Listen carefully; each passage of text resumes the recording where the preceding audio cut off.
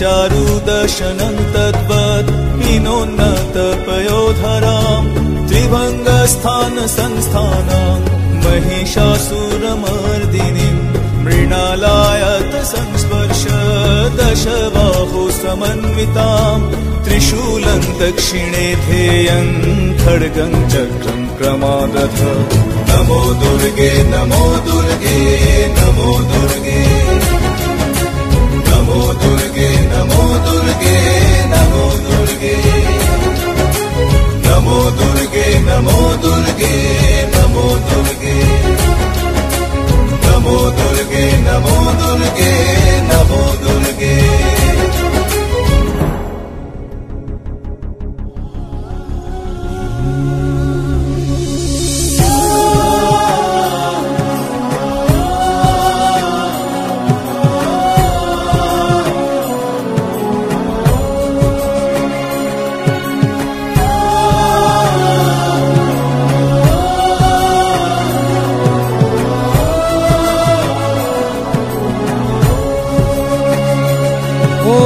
देवास्तु दक्षिणं पादं समं सिंहोपरि स्थितं किञ्चिदूर्ध्वं तथा वामं अंगुष्ठं महिषोपरि।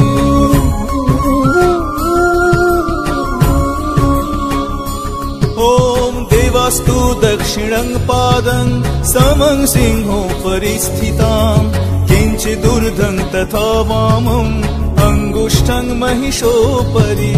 शत्रुक्षयकरीं देवी दैत्यदानवदर्पहं प्रसन्न वदनां देवीं सर्वकामफलप्रदाम्। उग्रचण्ड प्रचण्डा च चण्डग्रचण्डनायिका चण्ड चण्डवती चैव चण्डरूपाति चण्डिका।